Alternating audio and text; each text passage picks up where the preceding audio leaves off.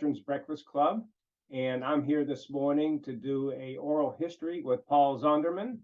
And first of all, I'd like to tell you about the mission of the Veterans Breakfast Club.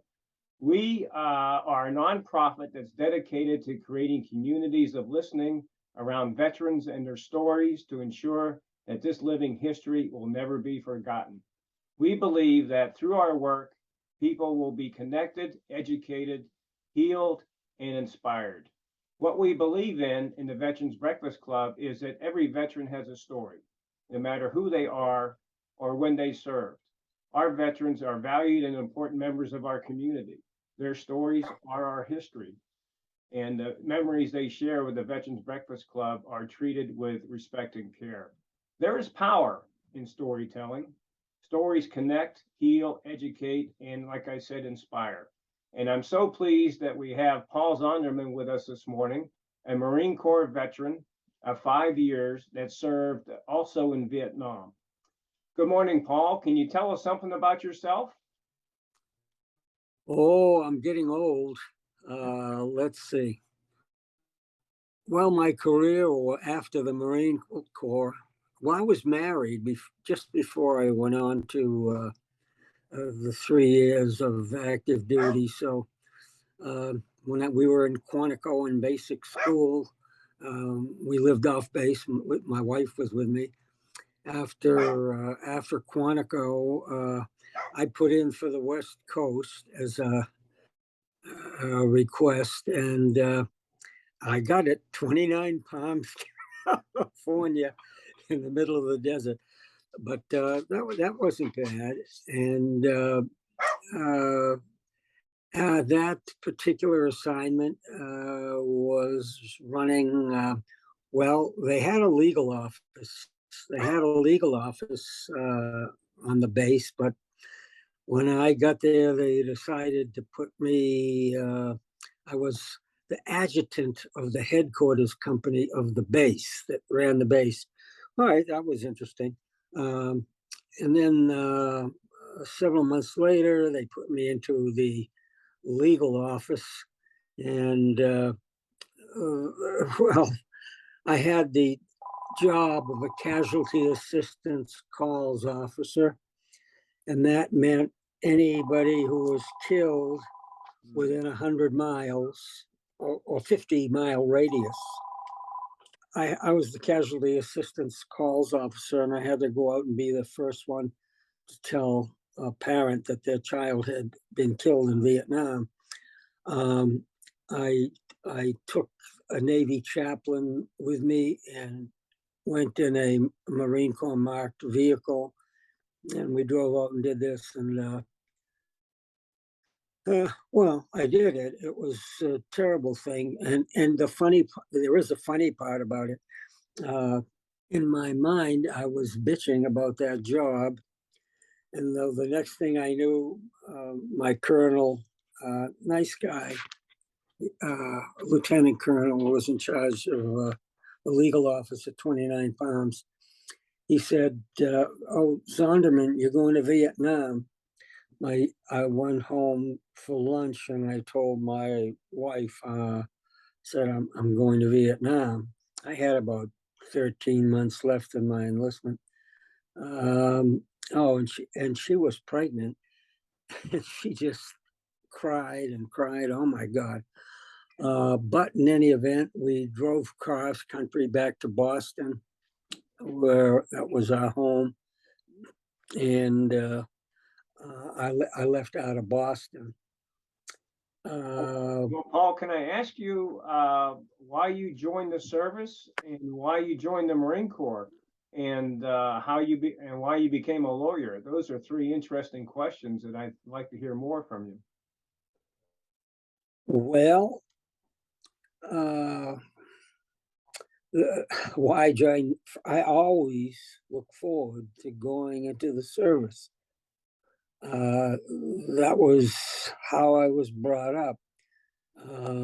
My father was in the service, and he was overseas, but he had a couple of years stateside, and my mother and I lived in Utah for a year.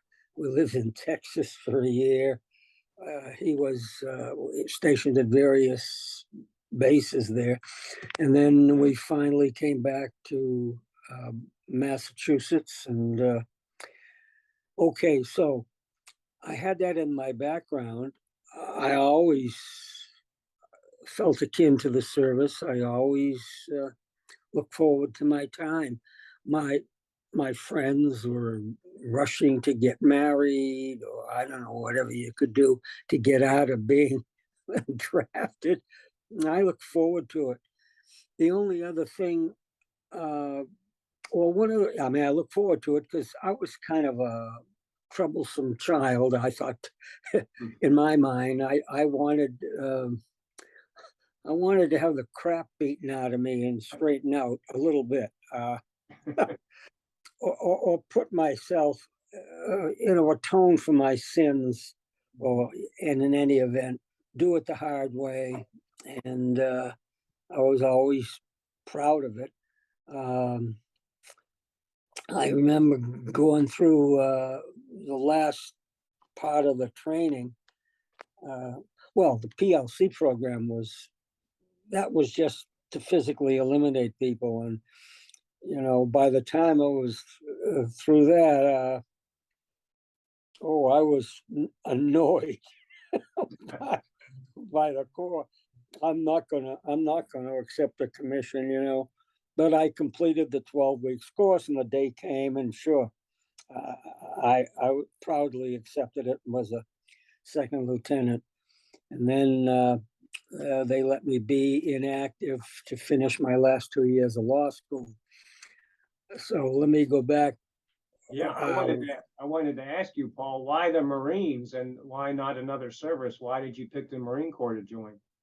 Because I figured it would be the hardest, and in some respects the most dangerous, and the most, I guess, personal pride. It's funny. A little funny story I didn't mention in the book. But I'll get up to it. My parents were educated, and I always knew I was going to go to college, and I wasn't sure what I wanted to do. My first year of college, I was good in math and science, so I figured, I should be an engineer. So I went to Carnegie Tech in Pittsburgh, and after 1 year of engineering, that wasn't for me. It was too narrow. It didn't involve people. I mean, it was slide rule stuff. Nothing wrong with that. It just it wasn't for me. So I transferred the next year and went into to a regular liberal arts college. I majored in psychology, and I really liked that. But I always wanted to be in the military, but I always wanted to be a professional of some kind. I wanted to be a lawyer, and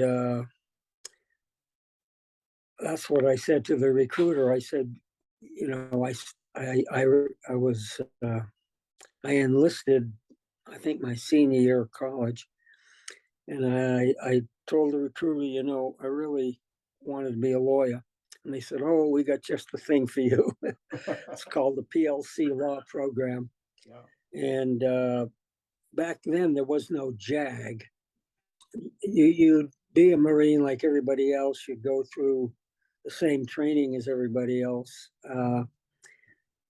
And you would be, assigned wherever they want to, but generally in tasks consistent with being a lawyer. So the deal was I would go back to law school and finish the last 2 years. And if I had bad grades at law school, out I'd come, and I owed them 3 years. If I didn't graduate, you know, off into the Marine Corps, 3 years. And if I didn't pass the Massachusetts bar exam on the first try, then bang, active duty in the Marine Corps. But that was okay. I mean, that was the deal. In any event, I graduated, and then I got married in the summer of '64. And the summer of '64, I had to kill about 6 months because my orders would start in January of 1965. All right, so they sent me to Naval Justice School in Rhode Island, and then I got, I guess, maybe in the beginning, yeah, my MOS was 4405, which was Trial Defense Counsel and General Courts Martials. And that was a short course in Providence. It was a nice place to be. Yes. And then my wife and I went across the country to drive to 29 Palms, California. And we got officers' housing, air conditioned. It was a decent place to be. I enjoyed the duty there. We could go out in the desert and shoot rabbits or things. Or practiced with the 45. I enjoyed that. I got the expert pistol both times or twice, and the rifle, I was a sharpshooter. And the life out there was decent. And then the commander says, Zonderman, you're going to Vietnam. Well, okay. I didn't have an opinion, a political opinion. I didn't really know much about Vietnam. I didn't really care that much about it. So, I mean, I'd never get into political arguments about it. It was just another one of those things. So we were home for about a month, and Logan Airport, got on the plane and came over to California. Trying to think the name of the base, an Air Force base in California, and checked into the officers' quarters or whatever it was, and waited for my name to be on a list to go to Vietnam. And after a few days, I was on the list, and off you went. Off we go. Off we go. So off to Vietnam. I want to introduce the book you wrote, Justice in the Jungle. And I read the book, and I thought it was, for me, very interesting because, like I said previously, I did not know what it was like to be a lawyer, and to be a lawyer in combat, and to be a lawyer in Vietnam. And I found your book most enjoyable to read. And I'd like to talk to you about your book, why you wrote it, and take me through some of the messages that you have in the book for the readers. Well, when I came back at the very end of 1967, I was there for a year, let's say, December of '66 to December of '67. Well, let's see. I had a few gripes, and I started to write them down. I was protective of the enlisted men in my mind. They were put in a ridiculous position over there. How you tell the enemy from friends, and it's 130 degrees, and you've been out there for 3 weeks in the boonies, and you can't even think abstractly in temperatures like that. We had a little hut well, first in Da Nang, and we were up in Phu most of the time, up in I Corps, the northernmost part, and then, but it was 130, and in our little Quonset hut where the lawyers were, with a fan, it was 110. But the thing that bothered me was the rights of the soldiers. I mean, I was a lawyer, and if I was a defense counsel, I mean, I tried to do the best I could. And if I was a prosecutor, I also tried to do the best I could. We had a lot of court martials there. Most of them were in the, I would say, in the fighting arms. I would have to go up to Dong Ha on the DMZ a number of times, because that's where the units in the Marine Corps were basically, that was the forward. Phu Bai was supposed to be a forward, but Dong Ha was right there on the line. The only example I give about how close we were to the DMZ was that time I went up there on a case to interview a couple of witnesses, and was sitting in a tent, and we're doing it. And then I said, let's take a break for lunch. I walked about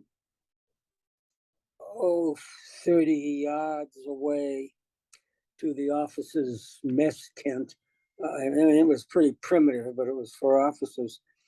And two young men, they went off to wherever they eat lunch. And then while eating, I heard a sound I hadn't really heard before. There was vibrations in the air, like when someone pulls up behind you in an automobile and they have their radio on full blast with a full bass, and there's a boom, boom, boom. You may not hear the music, but you feel the waves. You feel like you're having a heart attack. Yes.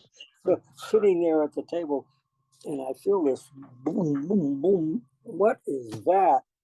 And then all of a sudden, bang, bang, the dishes go flying up in the air. We all hit the deck, and it was over shortly. And they told me, people around said, that's artillery, direct fire from the north. So I said, oh boy, I want to finish this and get back down to Phu Bai, which wasn't really the safest place in the world. I'd rather have the mortars coming in Phu Bai than artillery from the north. So we went over. I walked back to the tent to finish with my witnesses, and I was a little confused. I couldn't find the tent, and I figured, well, it's me. What could I do wrong? It's a straight walk, 30 yards, and somebody was walking the other way. And I said, where's this tent here? And he said, it was vaporized with two witnesses in it. That was the word, I remember, vaporized. I said, oh my God. As I say in the book, my thoughts weren't, oh, those poor boys, I mean, yes, I thought about it that way, but my thoughts living in a combat zone was to get the hell back to Phu Bai as fast as I could. And I started jogging toward the airstrip. To see if I catch the last C-130 back down to Phu Bai. And I missed it. But I saw a little plane just sitting off in the corner, a little twin engine plane. It held 4 passengers, and there was a pilot standing next to it. And I walked up to him and said, hey, any chance of getting a lift down to Phu Bai? And he looked at me and he said, well, Captain, I was a captain then. Said, well, Captain, see those 2 guys over there? And he pointed. I have to drop them after dark into North Vietnam. They were not in uniform. I figured the CIA or something. I'll go ask him. And so he went over and then he came back and said, yeah, we'll take you to Fubai. Jump in the plane. There were 4 seats, the pilot and the co-pilot, and then the crew chief, the 2 behind, crew chief and me. And it was very, very loud. Well, they all had these caps on, like you see with pilots. And I didn't. It was just very, very loud in the plane. You couldn't talk to each other. They could talk because they had microphones in these caps. So I just looked out this little window they had on the side while we're flying out of Dongha, and I saw what I thought at first was a fireworks display. I mean, it was very pretty. These pink streaks were coming up at the plane, pretty close to it, just up from the ground, and I said, holy, excuse me, something. And they're shooting at us.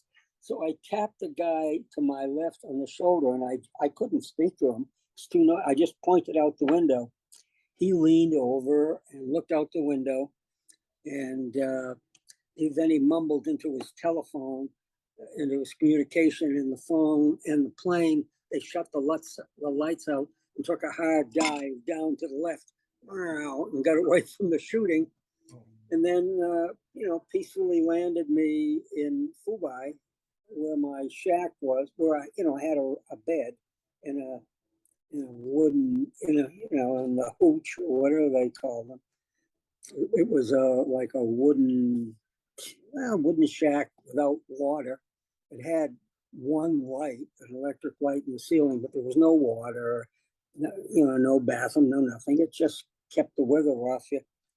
But I went back to my little place and opened my footlocker under the bed and took out some sea rations, and I had my supper, and I was glad to be back at Fubai, But Fubai wasn't the greatest place in the world. Yeah. We lived in these shacks. Well, yeah. Can you, go ahead. That was quite an experience. It was almost like you were in the infantry. Your experience as a lawyer in Vietnam, do you have any cases that you want to recall? You had several in the book that you highlighted. Is there any cases that you were either on the defense or the prosecution that you would like to recall at this time? Well, I'll talk about one I prosecuted and one I defended. The one I prosecuted was a rape trial, enlisted Marine. Well, what the facts were was there was a dump of sorts at the edge of the base, and a couple of Marines were assigned just to hang around there and keep looking at it and making sure everything was all right. And the Vietnamese would try to sneak in sometimes to steal the garbage. And they saw these 3 women near the fence, and they started running at them and yelling to try to chase them away, chase them out of the dump area. And one of them was a cute young girl, 16 years old. And so one of the Marines stopped, but the other kept running outside the fence after the girl and caught up with her and raped her. And then, came back and went about his business. Well, the word got around, and, that you can have sympathy for the soldiers, but this was a sweet, nice young lady. She was a doctor who examined her, said she was a virgin. And I really felt that this guy should be punished. And there's a whole bunch of procedure with the witnesses and preparing the witnesses, and I was going back and forth to Dong Ha and meeting. And from Dong Ha, we would drive out into the green forest to the villages where these people came from and interview them. And they usually spread some security around when I was out there. So what happens is, the only odd thing about, well, it is very difficult to get a 16-year-old girl to describe what happened to her. And it is very difficult to have her do that through a Vietnamese interpreter whose words in English weren't the greatest. And I said this in the book, so I guess I can say it on here. The only, well, I had to really try to prepare them, and they were down to Fubai to be prepared. They came down for the court martial was in a tent in Fubai. I had to bring them there and keep them over for a day or two, but they wouldn't let them stay over in Fubai. So they said, take him up to Wei, which was just down the road. So we took him to Wei to put him in a hospital. Oh, yeah. Put him in a hotel. And we had trouble. The Vietnamese wouldn't let these Vietnamese come in. Ultimately, I had to speak to, I think, the local Vietnamese army officer and have them call the local police. And we got these witnesses able to stay overnight in the hotel. And I left a little pile of piastres with them so they could have food or something, and told them, don't go very far away from the hotel. We'll be back at 9 o'clock tomorrow morning to pick you up. And then you bring them back. There were difficult cases. The most difficult thing, as I said, was to get the woman, the girl, to describe what happened. And in preparation, we went over that, and she kept saying, he raped me. And I said, no, that's a conclusion. You've got to describe what part of your body contacted what part of his body. And again, she says, he raped me. So we took a short break, and I told the interpreter the names for the parts of the human body, and to make sure she has the names. Because the first time, well, it's in the book. I don't know if you mind if I say it. You can always take it out. When he was cross-examining her, when I was examining her, and I said, and what did he do to you? Oh, he raped me. And so I said, well, what part of his body contacted your body? And she said, my pussy hurt. And everybody in the room smirked and put their hands over their mouth. And I started thinking, take a recess right then. Right. This poor girl, she's embarrassed. So we had another session and explained what parts of the body are called, and that she must describe what happened that way. And she did. And she ultimately did the right thing. And the trial went through. There were other legal issues, but the court martial, it was a general courts martial. They found him guilty of rape. And then we took a break while they considered the sentence. And then we came back in for the sentence to be pronounced. The sentence was 5 years at hard labor. And that just jolted me. 5 years at hard labor. It I doesn't mean, seem like as I mentioned in the, what? it doesn't I seem mean, like it's a very severe this, punishment. well, you have the court martial board day, and they want to protect their people. I'm trying to be neutral in doing the legal part of the job. I mean, this was a girl that's going to be affected all her life. She was a sweet little 16-year-old girl. And, well, he was very perturbed that he was sentenced to 5 years. Yes. So he jumped up out of his chair, pushed the desk in front of him out of the way, and he comes leaping at me behind my table. I was sitting at a table. I jumped back, went over in my chair, and he goes over the table, and the MPs grab him, and that was it. Yeah. Then I said, okay, I'm done. Back to Fubai. Peace and quiet in my shack.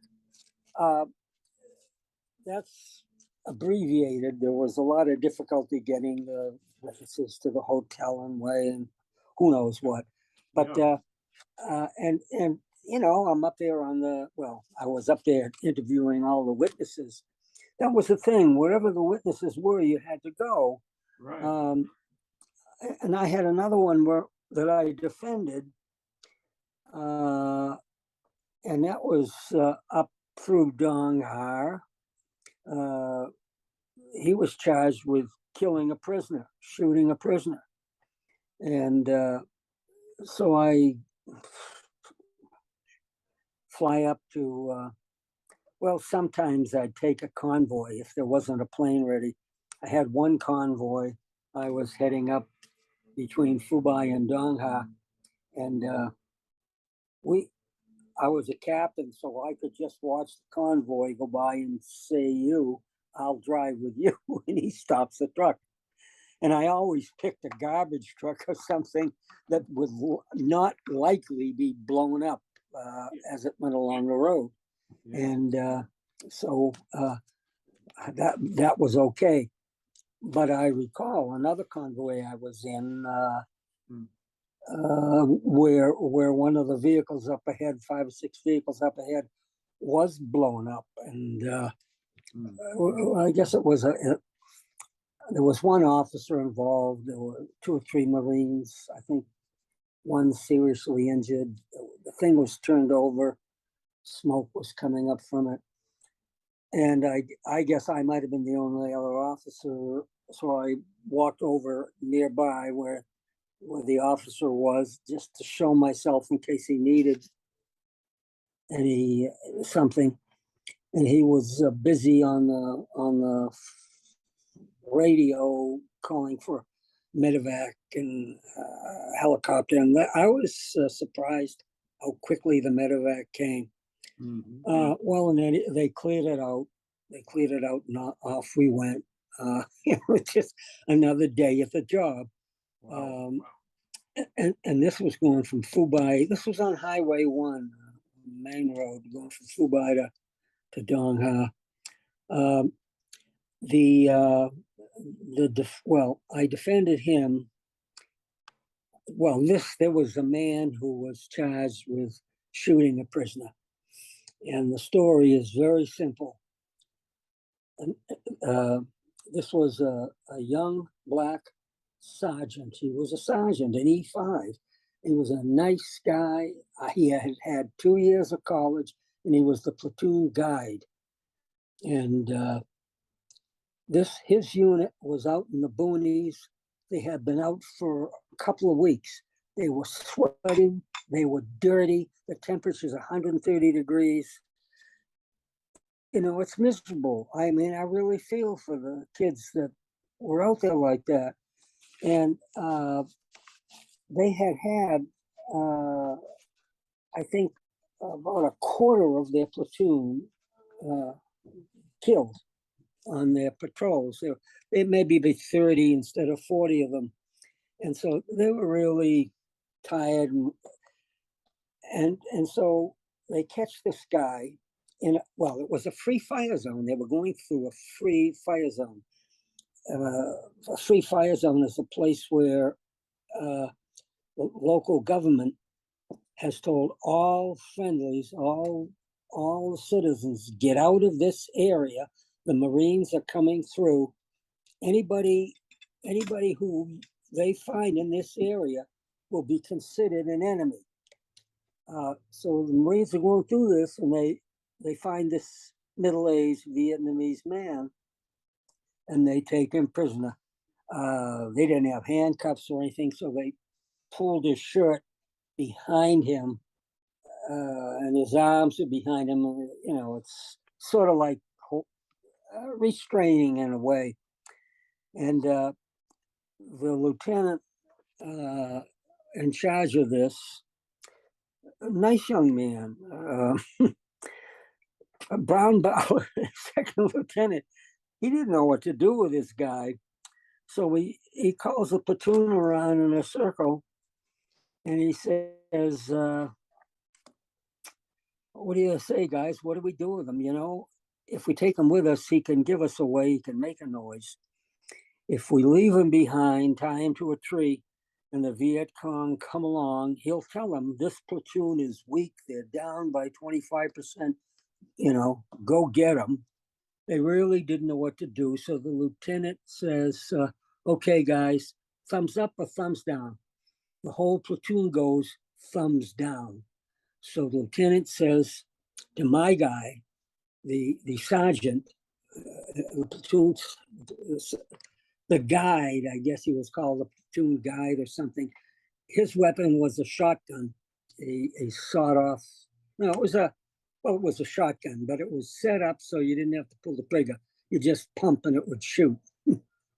So lieutenant says to my guy, take him over to that hooch over there. There was a little grass hut 25 yards away. Take him over to the hooch over there and blow him away. So I spoke and talked to this kid a lot of times, and I believe him.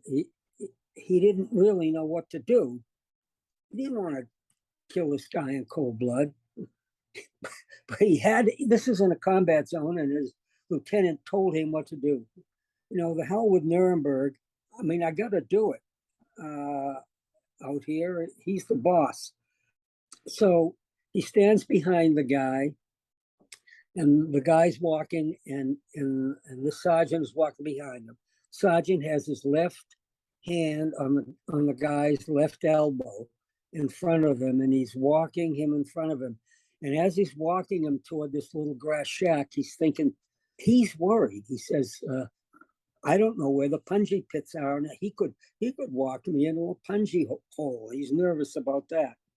And he's thinking to himself, and this is what he told me, he probably knows judo. You know, this guy was nervous. He didn't want to kill him. And so they get up near the hut, and they stopped. My guy was afraid of going in the hut. So he takes his hand off the guy's elbow. The Vietnamese immediately thinks, this is it. This is curtains. And he whips around.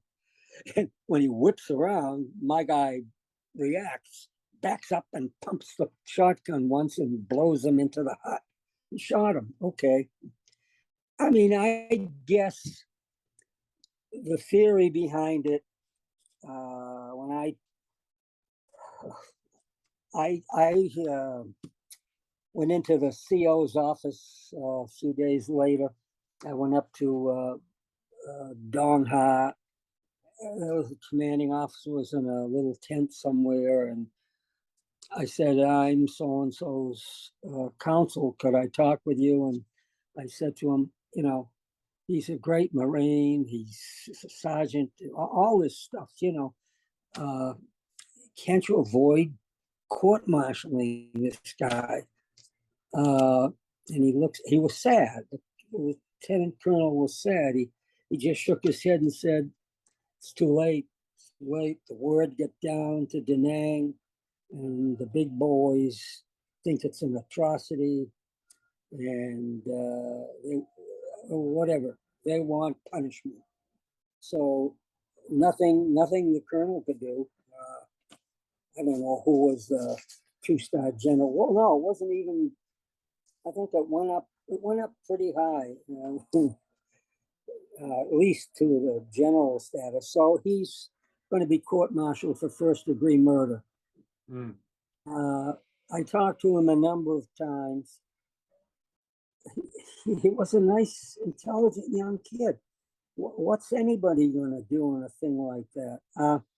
Well, in any event, they had the court martial. Now, I said to the legal officer, it was either a lieutenant colonel or colonel lawyer, who comes up and acts as the judge, not the juror. He acts as the judge. And I said, I'd like him to instruct on self-defense. It's an argument because the guy whirled around and he shot in self-defense. He said, he didn't buy it. I will not instruct on self-defense. I told him, I'd like you to instruct on the meaning of a free fire zone. And the legal officer says, I will not instruct on a free fire zone. Mm. And I'm trying to think what was the third thing. Self-defense, free fire zone. Maybe a lawful order. Was it a lawful order, Paul? Well, that's the thing, we all talk about the Nuremberg Rule, and that's what they all did. And the Nuremberg Rule, you can't carry out an order that's on its face illegal. Yeah, I know that, but this is different. This is a place where those people who wrote the law weren't. I mean, these guys. In heat like that, you don't even think clearly. I mean, you really don't. I realized that just back in the 110-degree Kent at Fubai. You can't think abstractly when you're in there. And these guys are dirty and tired and out there. I thought the military people would be sensitive to that, the ones on the panel. But they didn't. They found him guilty of first-degree murder. And essentially, he was sentenced to 30 years at hard labor. Then the second thing was, this is sort of interesting. Maybe we should have done it. Maybe we didn't. The second part was they were going to try the second lieutenant for murder also. And he had an attorney come from the States to fly over there to represent him. Now, I had a lot of conversations with my defendant, and he said the lieutenant's a good guy. He was doing his job. I don't want to testify against him.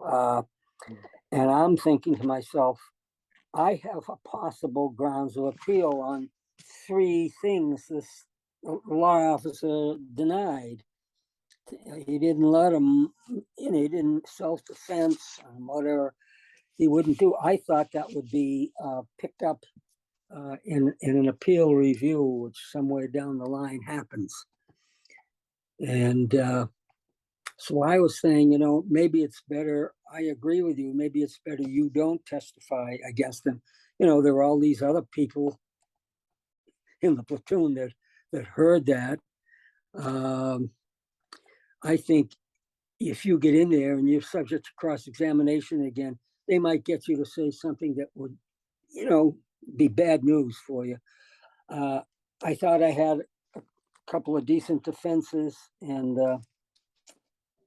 so he did not. He was not going to testify. And the command definitely wanted me to have him testify. And I got calls, we want your man to testify.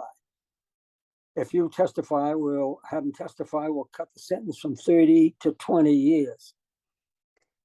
And no, sorry. So I wasn't the most popular lawyer there, I guess, but we said no, and so he was sentenced, and off he went. Uh, I believe on his own, the general commuted it to 20 years hard labor. But I felt very bad about this. And when I was released from active duty, I lived in Massachusetts at the time. I drove up to Portsmouth, New Hampshire, to the naval prison, and I visited him in jail. And I was being an attorney. I'm a Marine, and it was a difficult choices. In any event, I talked to him, and I said, "Let me. There's an appeal process down in Washington. Let me."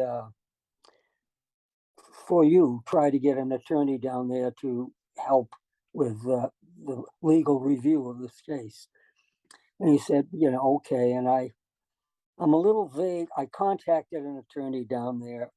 I ultimately got someone that would take his case for nothing and represent him before, I think it was the Naval Board of Review. I don't remember, but all of these things get reviewed. And I think it was fortunate because from a DD and 20 years, his fine it was reduced to a BCD and 2 years, a bad conduct in 2 years. In other words, a felony down to a misdemeanor. So was able to do something for him. The one I prosecuted, I was somewhat disappointed that he didn't get more than 5 years. Right. There were others, lots of others in the meantime. Trying to just one last one. I got to mention this one. Nice looking young Marine, 18 maybe. Sort of a country boy, I guess. That's sort of blonde hair, close cut, tall, thin. And he was watching a gate to Fubai and letting the trucks in and letting them in and out and checking what trucks came to go into Fubai. And it was a very hot day. And it's always hot during the heat season. Then it's the monsoon season, and then it rains on you all the time. But it was hot, and so he brought with him 3 cans of Coke, nice frozen cold cans of Coke, with the little bubbles of water on the outside. He brought it with him to last him through the day of his assignment there. And he's standing out there, and little Vietnamese boy comes up to him and says, hey, Marine, you want some boom boom? And referring to sex. And the guy said, the Marine says, no, get away from here, get away from here. And he goes to let the truck come in. When he comes back, his Cokes are gone. Oh my God. Mm-hmm. He looks around and he sees this little maybe 12, 13-year-old kid diddy-bopping off into the dusk. And when the kid was about 100 yards away, he thought he was safe. He stopped, he turned around, he just laughed at the defendant. So my guy picks up his rifle, one shot, boom, kills the guy. Okay, so I got another first-degree murder to defend, and this is a little unusual. I don't think these things happen so often. We're in a tent at I think it was Fubai. Fubai is the name. Yeah, probably Fubai. We're in a tent at Fubai, and there's the Article 32, and a lieutenant colonel was conducting the Article 32, and he's sitting behind a desk facing me. The defendant is sitting with me to my right, and the deceased boy's father is to the left front. He's there observing the punishment of the Marine who killed his son. So we're talking preliminaries, going back and forth, and I turn around, look at my guy to see if he's okay. He's not going to jump up and run away or whatever it is. And he's just smiling. He's smiling. He's relaxed. He's enjoying this Article 32 hearing. And I'm thinking to myself, oh boy, well, I'm just beginning to think to myself. Then a few minutes later, the deceased boy's father, who's sitting in front of us to the left, takes out a cigarette to light it. And my guy jumps up, flicks his Zippo, lights it, and lights the guy's cigarette and nods and smiles and comes back and sits down here, next to me. He's having a good time. I'm looking at him.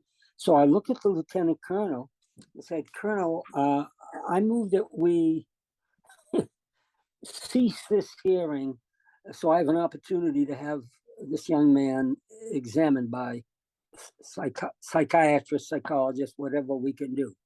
And I didn't have to say any more. The colonel shook his head immediately. He says, I agree. All right, terminated. Hearing is terminated. So what happened then was interesting. They took him to a doctor in Da Nang, a Navy doctor. We Marines didn't have doctors. They took him to a Navy doctor who examined him and said, I don't know his exact words, but he can't stand trial. He's psycho. Yeah. Not in those words, or maybe he doesn't know right from wrong or whatever what the language is. And okay, wonderful. I was pleased. I was doing my job. This hayseed might get a break. And then, but the command wasn't satisfied with that. They sent him to Yokosuka, Japan, to a naval hospital for a second naval doctor to examine him. In a more comfortable surroundings, I suppose, air-conditioned office, not in a 110-degree inside a tent or something. And that doctor said, not fit to stand trial. And then the Marine was sent back to the United States.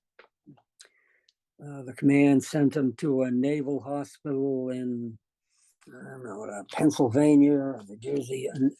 And the doctor there, so nice air-conditioned surroundings. The kid's been away for months from the combat scene. The doctor there, maybe at Philadelphia, maybe where the naval hospital was. I say it in the book. I forgot what it was. Says, oh, nothing wrong with him. He's perfectly fine. Send him back to Vietnam for trial. So I get notified, your client's coming back for trial. And I'm thinking, oh, come on, geez. So a couple of days later, I said to my legal officer, who was in charge of me and in charge of my life there, I said, I need the doctors to testify, those two doctors who examined him first. And this is maybe 3 or 4 months later. So then the day goes by, and I was in the Quonset hut the next night. I don't know, going over some papers for the next case or doing something or looking at some claims cases I had to put together. And the phone rings or buzzes, whatever it is, in the tent. And it's my colonel. And I believe he was drunk. He sounded drunk. And he was screaming at me, how can you do that? Don't you know these guys were naval reservists? They were doing their time 3 weeks a month, whatever they do. they're off duty now. They're out of the military and they're in private practice. You want us to recall them to active duty and bring them, fly them over here just so you can have witnesses at your court martial? That's terrible. You are a Marine. You have obligations to the Marine Corps. I'm gonna have you disbarred. I am going to report you to the Massachusetts Bar Association. And then he hung up. So I'm thinking to myself, well, if I ever wanted to make a career out of the Marines, it's all shot now. Yeah. But I'm doing, I made a note when I became a lawyer, and I didn't have any question. I mean, it was obvious. In any event, so they took me off the case. I put it in writing. Because I had said it personally, I put in writing to my colonel, I need those two witnesses brought here. And in addition, I said, I want a more senior officer to assist me in this case. And, and then they took me off the case. Okay, I'm off the case. So he comes back and he's tried in a court martial. And the doctors did testify, but I guess they brought the other doctor too, whatever.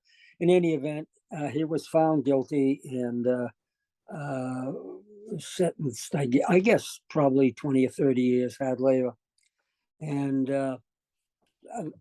I didn't go to the trial. Once I was off the case, I stayed out of it.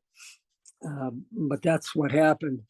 And it went through to review. It went through the review in Washington and the Naval Board of Records, whichever does it, threw the case out.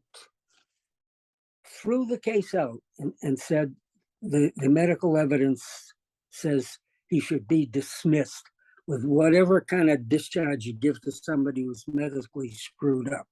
Yes. And I was relieved. I was justified, but I was the bad guy. A couple of other little things that happened. They used to court martial. We had a lot of problems with marijuana. So they started with court martialing people for marijuana. Okay, so we're in a court martial, and the opposing side nonchalantly says to the judge there, Your Honor, here's the analysis sheet of what the guy was smoking, and it shows whatever it shows. He goes to hand it to him. And I say, objection. What's your objection, counsel? It's hearsay. You can't put that in. You need the guy who took it to describe what he did and how he did it. Or you got to send defense counsel and prosecution counsel to Japan to take his deposition. But you can't put that in as it is. And they didn't. And his case was dismissed. But they still had a problem with marijuana. So what they did was we started doing it in administrative hearings, because in administrative hearings, the rules of evidence don't apply. Right. And, that's how they did it. That's how they should do it. If he's on drugs or whatever they do in an administrative hearing. However, but I couldn't, in all good conscience, do, So, and I found it a little depressing. My other duties, which at first I thought were dangerous because I was a foreign claims officer. The old foreign claims officer, took me around with him for a couple of months to show me the ropes. And what happened was, there are two kinds of ways Vietnamese can be injured. One is in a conflict, in a military action or something, and we don't pay compensation for that. But for a non-military injury, we pay compensation. Typical non-military injury would be a kid jumps on the garbage truck to try to take food home to his family, falls off, he gets run over or something. And so he's being medically taken care of by us. But, not too long later, Mama comes to the gate. I want to see the foreign claims officer. And I say, yeah, bring her over, but bring a translator. And they come over, and she tells me he was run over and he was taken away and helicoptered to a hospital. That's a month ago. I don't know where he is. I don't know what his condition is. And I want to file a claim. So okay, she fills out the paper. I show her, and I get out my ink pad because I tell her to sign this. And she puts her thumb in the ink pad and presses it. None of them could, as far as I know, none of them could read or write. Are you still there? Yeah. Yes. Okay, good. None of them, but all right, she signs it, and I say, I'll look into it. So I didn't have anything to do anything pressing to do a couple of days later. And I can understand that a mother was concerned about her child, even though she was more concerned about the piasters. And so I went down to the tent of the motor T, and I said, who had trucks going up Route 1 at 12, whatever the time and place was. And he said, no, it wasn't us. We didn't have any trucks in that area. And then I said, it had 3 balls green on the door as the symbol, or whatever it was. And he says, oh, that's 9th Motor T or something like that. And I said, okay, thank you. And then I went down. Someone drove me down to where the Motor T battalion was in this was in Fubai, I guess, yeah. And I talked to the sergeant, and he said, "Do you remember that that situation with the young boy and the truck?" And I said, "Oh yeah, that gook jumps on the truck, and he falls off or something like that." He remembers it. Well, he told me all about it, and what happened happened. That was a non-military claim. So ultimately, they somewhere in headquarters or somewhere in back down in Da Nang and 3MAF. I don't know where the money was. They decided where it came, but let's say 100,000 piastres get sent up and comes to us, and they'd let me know, and I go down and I get the piastres. We connect with the chief, the local chief, and tell him to have one ding dong at 10 o'clock in the morning tomorrow, come up to the chief's place, his office there. They would be living a distance away in their huts, and the village chief would be there. So I would go down to the village chief. Well, I get a Jeep. Jeep, yep. I were 2 guys. Must have been early in the season because, well, we were carrying M14s. We didn't have those fancy new guns yet. I had 2 guys in the back of the Jeep with M14s, and they drove me out into the village. And when we approached I don't know if it was a grass hut or an old French building that had been shot up a lot. We approached the building, and there was a truckload of Vietnamese soldiers nearby. And as I come out, all these guys in their Boy Scout uniforms, I don't mean to insult anybody, but they look like little kids bristling with Weapons. bullets. And, Yeah. they all come out and they make a circle around the hut and me, so I say, fine, that's good. I was a little concerned carrying 100,000 piastres around in the boonies with two people. Sooner or later, I learned that why would the Viet Cong want to attack and take the money from me? All they had to do was wait 24 hours and come in and take it from the girl, the lady. Right. Now, some people had these units in the village, these military units to protect them, like maybe 5 or 6, maybe Army guys, I don't know. They had some protection some of the time. But when you think about it, and I never thought about it, the value of 100,000 piastres, I don't know, might have been $1,000, no, $10,000.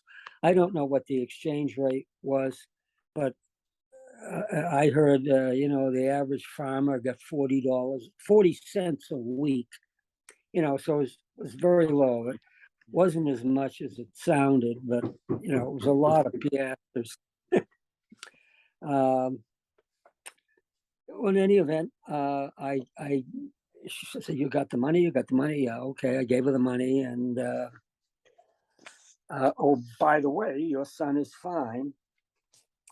First, she asked about the money. But her son is fine.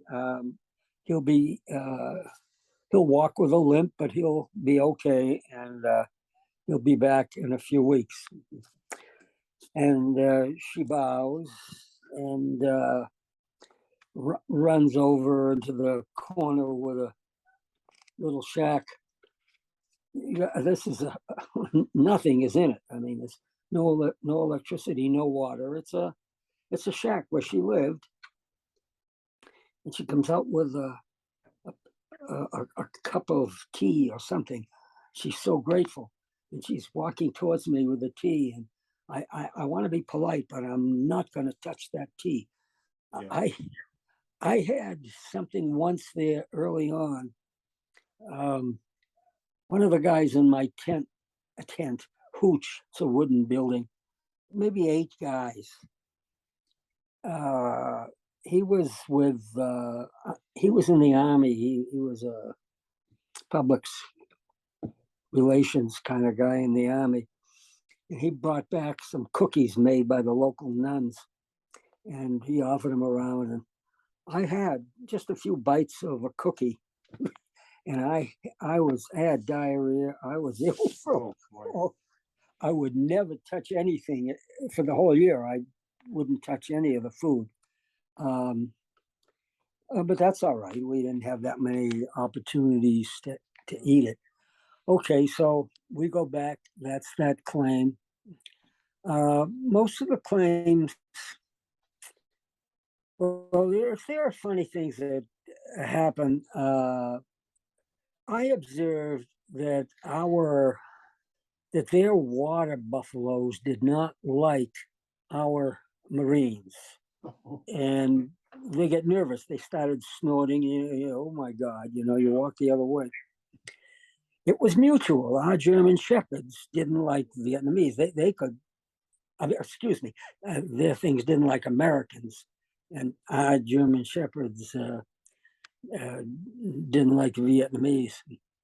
So one day when I went out to be the perimeter watch officer around the Phu Bai base, I don't know if I mentioned it, but if I didn't, I will come back to that. I would get periodically assigned to be the one officer on the circumference, in charge of the circumference around the entire Phu Bai base.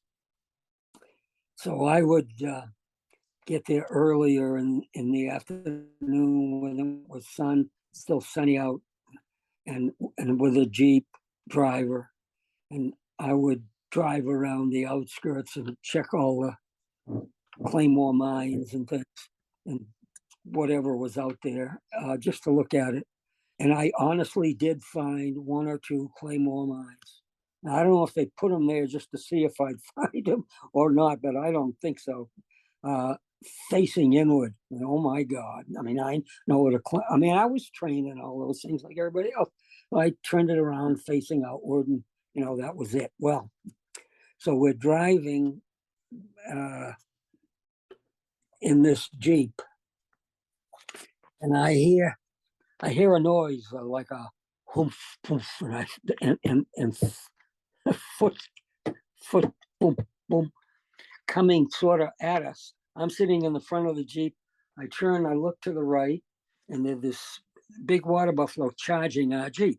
It's running as fast as it could. It had its horns down, and I could tell from the angle that it was coming and the angle that we were going and the speed we were going, that he was going to hit us. Now, in the open side of a Jeep, I'm sitting there. I can't really, well, I'll try to show with my hands, but we're bouncing up and down, and I fumbling down with my hand, grabbing my 45, fumbling with the other hand, putting the clip in, cocking the weapon. I'm bouncing up and down, and I'm aiming up the side of this thing. I was going to shoot that buffalo right between the eyes, even if it gave me another claim. And we just then pulled away from it. We hit level ground, and then we picked up speed, and we pulled away from the buffalo. That was the buffalo experience. Well, it sounds like your tour in Vietnam was filled with many different stories and of courage, and a few physical courage, but also moral courage to do the right thing for your clients and for the government. Coming home to Vietnam, what did you experience, Paul? How was the reception, and what did you do when you left the service? Well, when I left for Vietnam, my wife was pregnant, which was a stressful period for her to be at home and be pregnant. And we originally, everybody around had 3 little vacations during the year, R&Rs. The Marines had 2, okay. And then they cut it down to 1. The Army, the Air Force had 2 or 3 R&Rs. We had only 1 R&R. So I figured, well, there goes my R&R in Hong Kong. I've got to meet my wife in Hawaii, and she's going to bring films of the kid, and I'll pick up a cheap projector or something at a PX, maybe down in Da Nang, and I'll be able to see, my child, my first child, my daughter. I wasn't going to see pictures of her. I mean, I wasn't going to see her in person till I got home when she was 7 months old.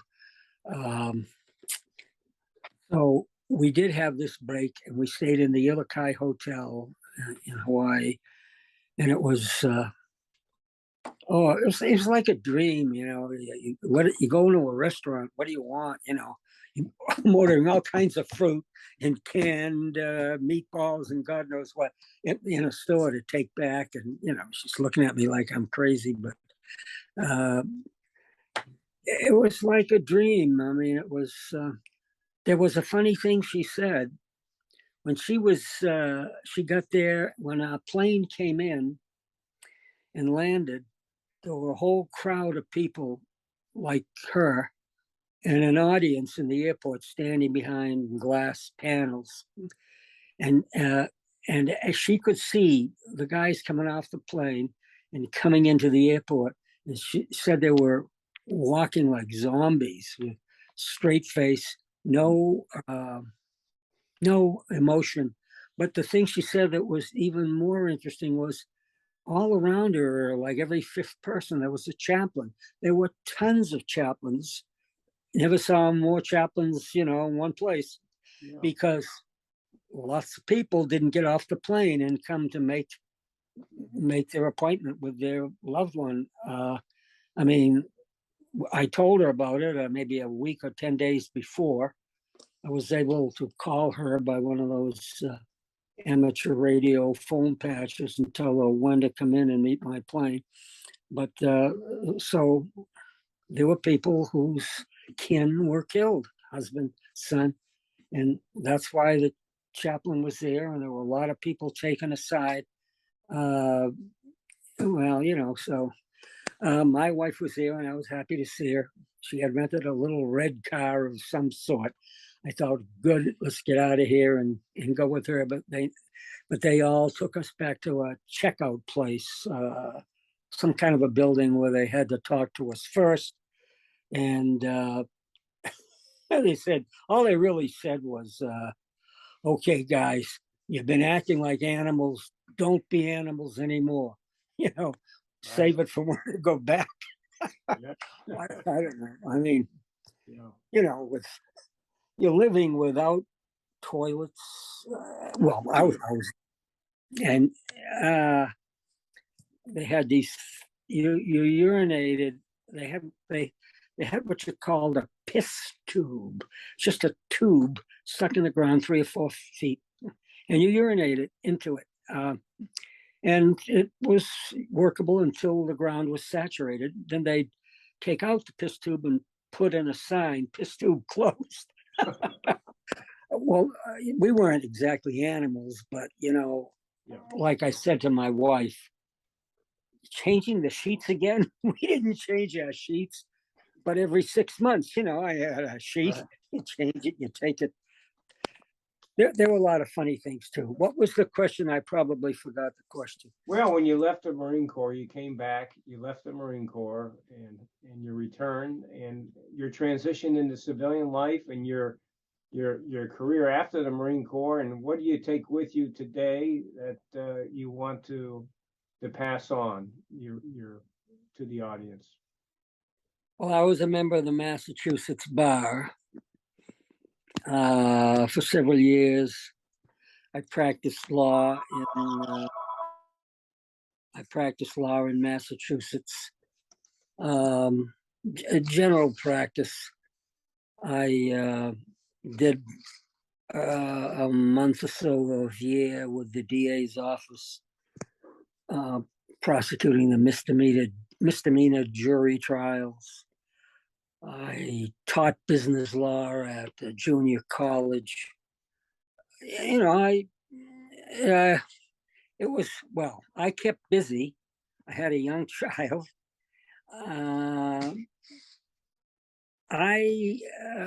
Well, as I say in the book, I think it changes you for life.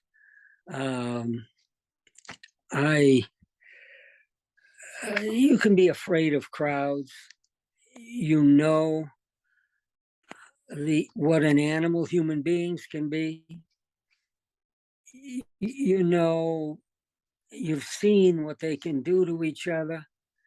You don't necessarily trust somebody walking down the street coming toward you. In the beginning, a loud noise will make you jump. But all in all, it took a few months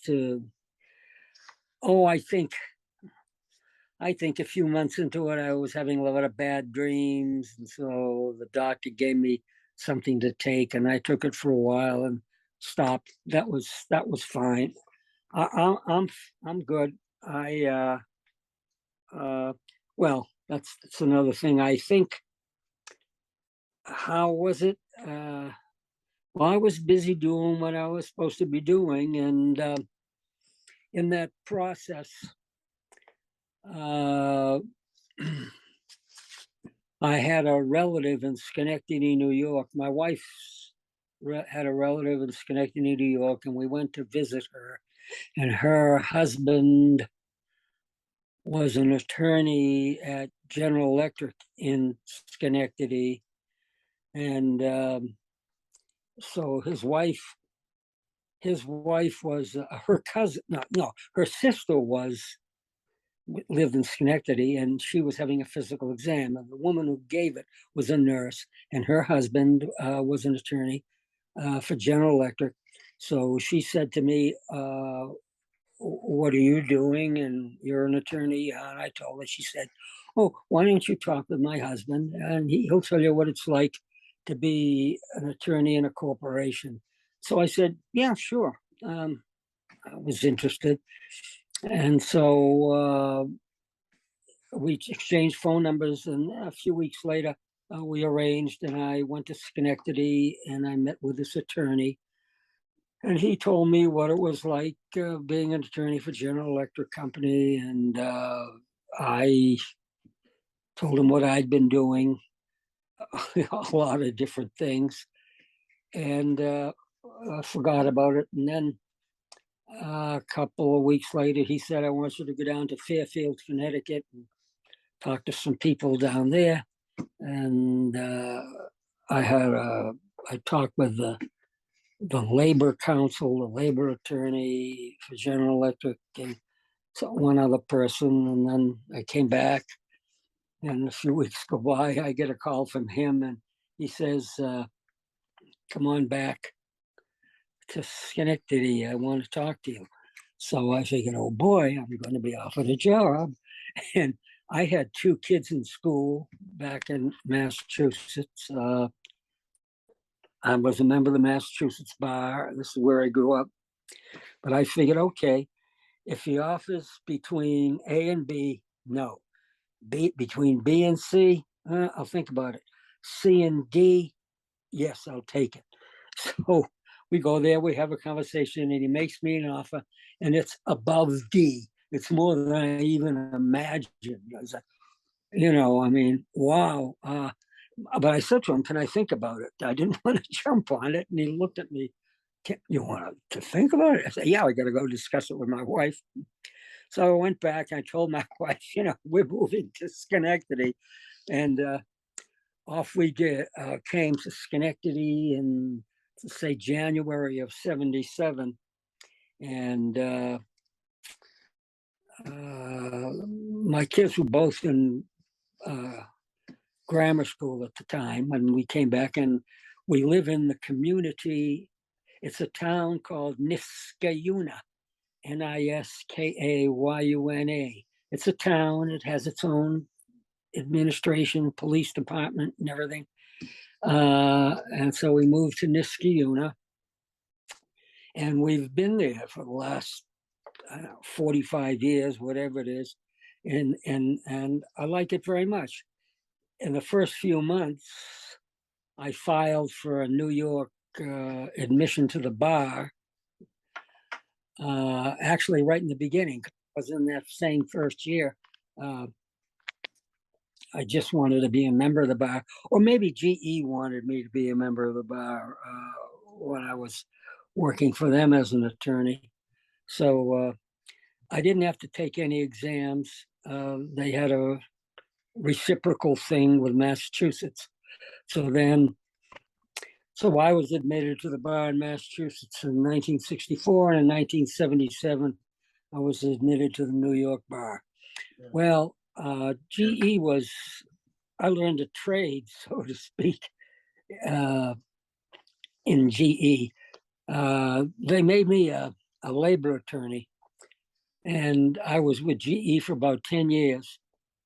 And I did all of GE's labor arbitrations between Maine and South Carolina. I mean, I was their representative in these labor arbitrations, and I was involved in the negotiation of the labor contracts with the many unions I had.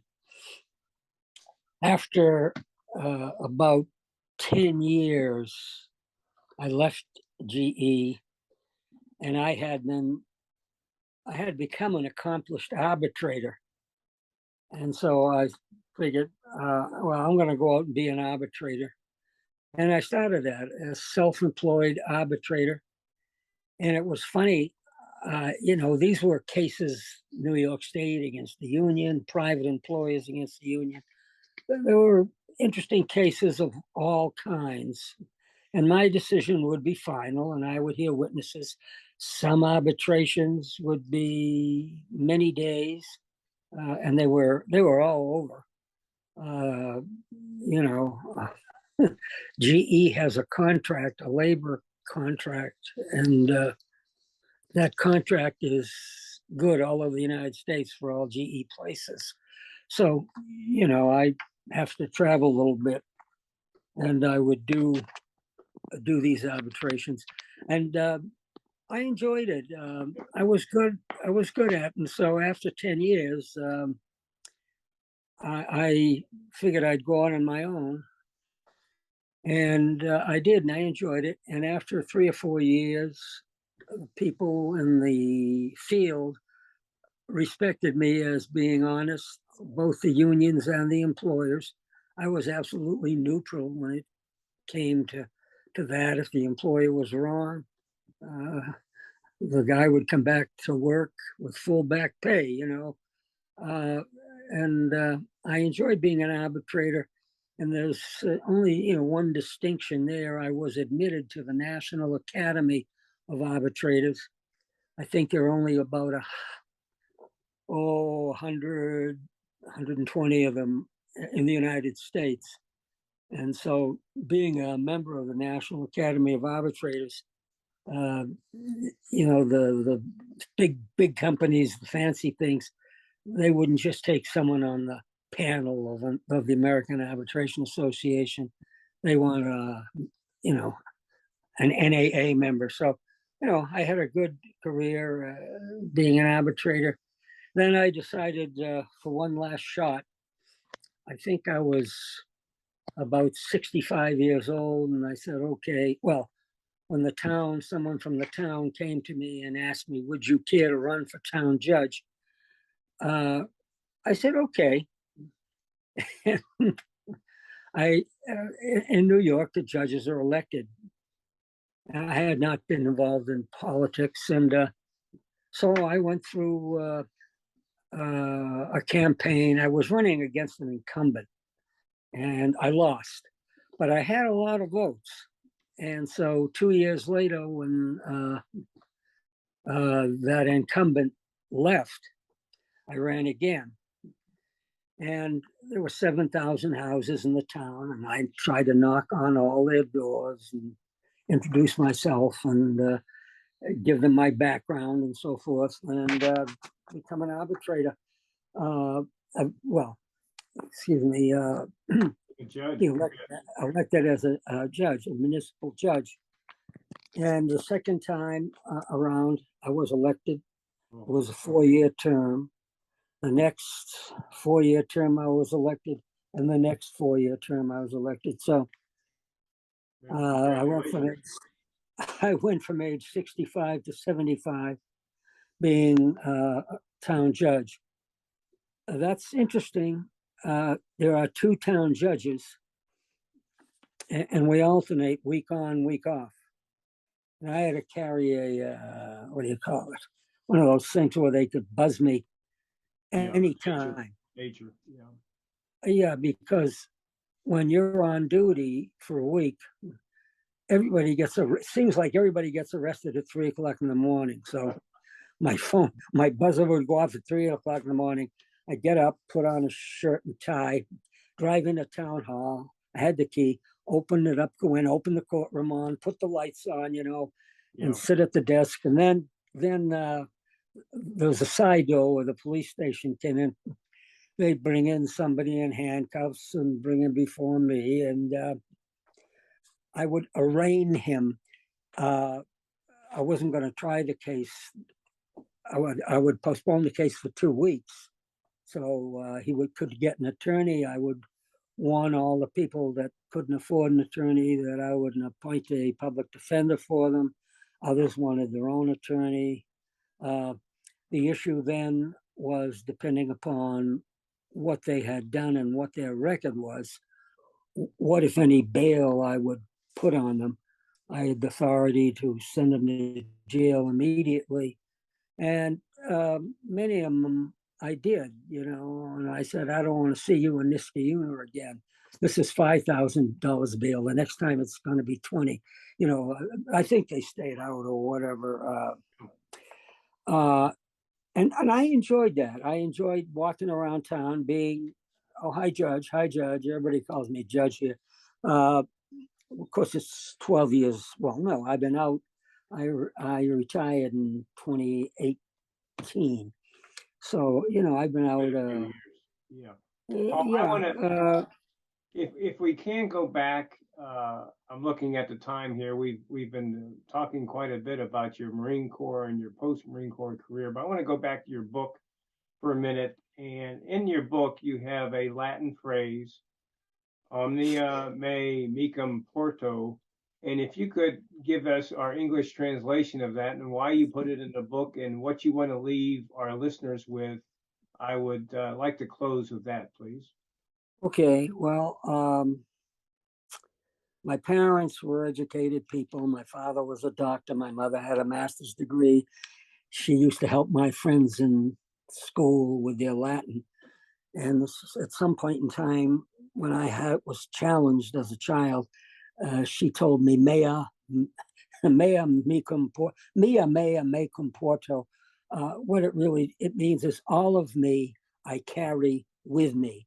And that means all of the education, all of your parental advice, all of your work experiences, all of the good people you know, and whatever you do, that's all within you. That's your character. And I was brought up with a certain amount of character. And whenever it was hard, like during the training down at Quantico, I mean, I was no tall, thin guy. I mean, I thought I was going to die when we were going running in the heat. But I would say it to myself, this guy, with all that I have, I am not going to stop. I will go till I drop. And that's what I did. And the way they decided how far to run was 2 ambulances followed us. And when the first person passed out, he'd be taken in an ambulance. When the second person passed out, they would stop and say, okay, you can take a rest, and then, we'll head back. But the funny thing was, toward the end of that training, with the DIs always ran with us. I mean, they did what we did. But toward the end of that training, the DI would say, okay, guys, let's stop. And we'd all say, no, let's keep running. We would try to run the DI into the ground. It was good. It was tough training. But that has come up a number of times in the future when there are challenging problems.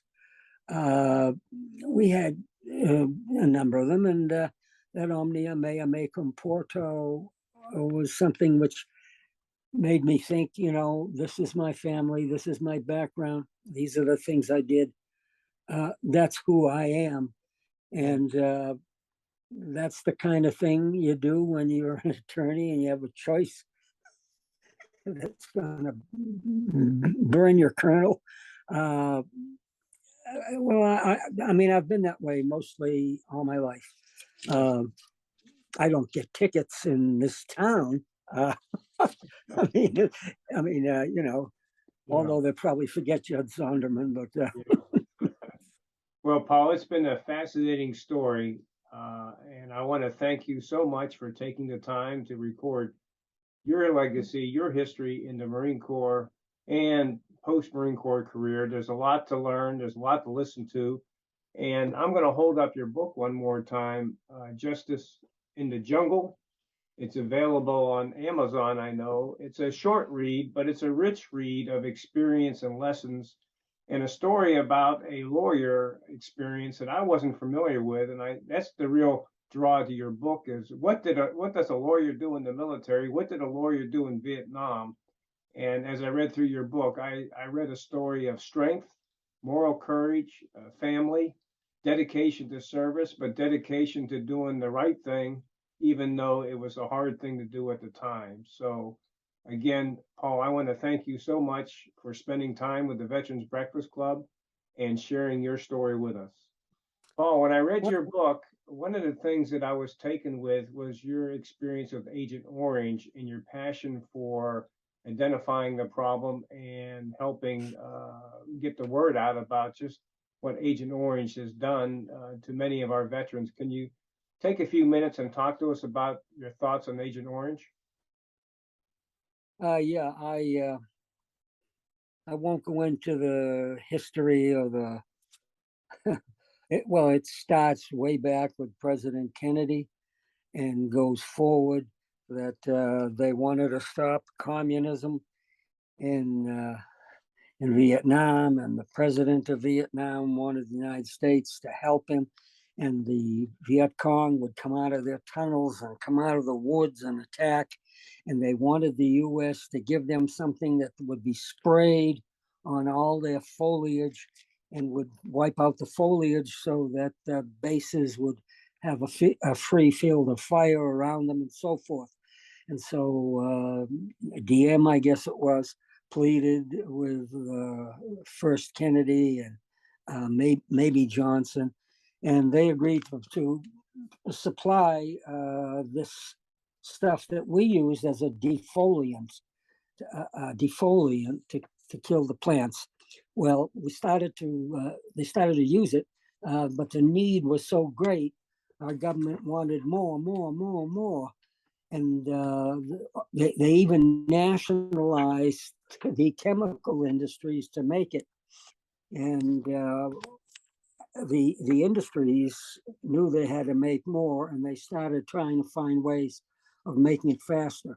The normal process took a week for it to become itself, and the companies found out how to do it in an hour.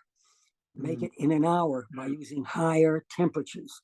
What they didn't realize was that the use of the high temperatures created a poison called dioxin. Dioxin is, I'm told, the strongest poison there is. It has a half-life of 1,000,000 years. Well, sure, it was sprayed down on everything and everybody, and the foliage went away. But we who were there during the many years of Vietnam started getting these diseases. I don't know how many years. You don't come out of there with a disease. It takes years to work. It can go through you to your children, and your children can become deformed. It's terrible. And there are many people who died from it. Finally, the government saw a connection. You know, the percentages of people who've been to Vietnam was like 5 times higher than those in the public who came down with certain diseases, and they began the fight to get the VA to acknowledge it. Well, the VA has acknowledged it. Back in 1984, there was a big lawsuit against the chemical companies. They set aside, I think it was the largest sum ever. It might have been $180,000, something like that. It was a big sum back then, and anybody who had a number of problems could put in and get a claim. Well, that stayed open for 10 years, 84 to 94. After that, they weren't so willing to do anything, but people were still getting sick and people were dying. I myself joined a claims, one of these national group claims things, and they started a second lawsuit for those who didn't have the disease in the beginning. And so, how could you apply for it if you didn't have it yet? Because Agent Orange can come out 20, 30 years, 40 years later. There's no limit to it. So I came out with the first Agent Orange disease in 2004, and I joined this group, and the case went all the way to the Supreme Court. And the Supreme Court bounced it down to the district court judge, and the decision was no, the suit is thrown out. we made settlements with all the companies that make this, the chemical companies. They were released from liability. You know, too bad for you guys.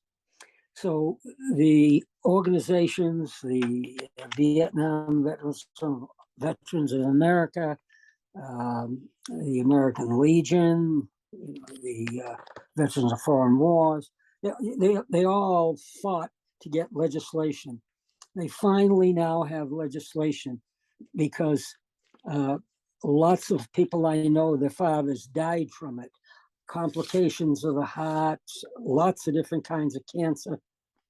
And I wanted the people to know that they may be qualified. They may be qualified because the VA has a list of illnesses which are presumptively assumed to be caused by Agent Orange.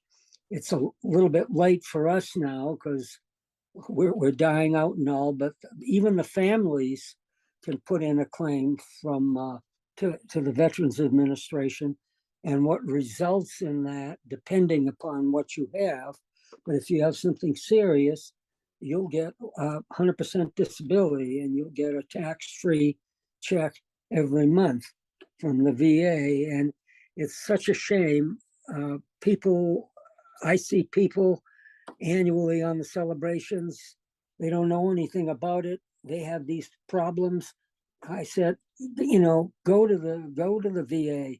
I'll meet you. I'll take you down there. I'll take you. Well, you know, do something, and they just don't.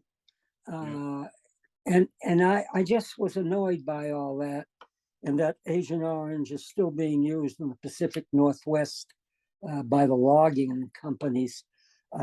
So I just had to say that in an epilogue. It wasn't why I started the book. I wrote the book for one reason. My wife kept bugging me as I reached a senior elder stage. She kept bugging me to have a legacy.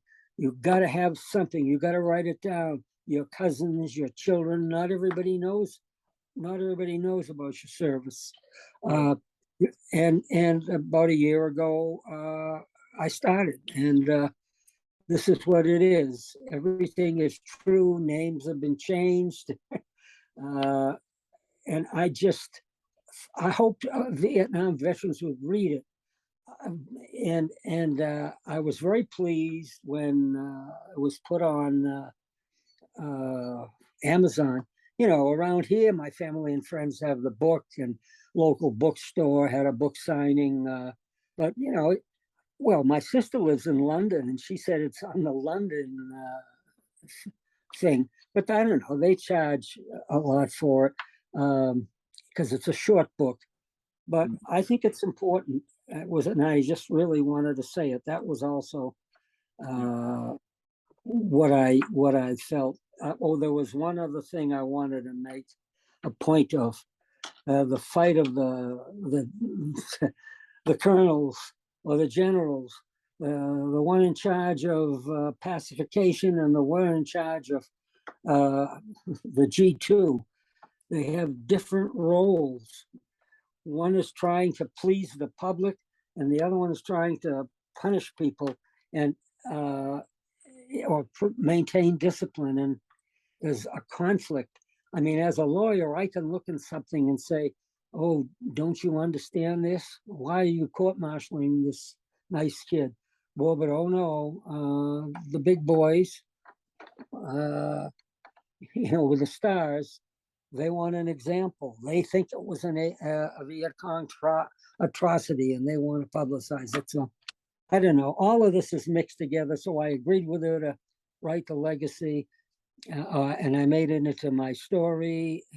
But I had to add the epilogue. So Yes. I think it's worth reading, if for no other reason than it's not because of me. It's this Agent Orange thing is still going on, and Yes. people don't know about it. So that's it.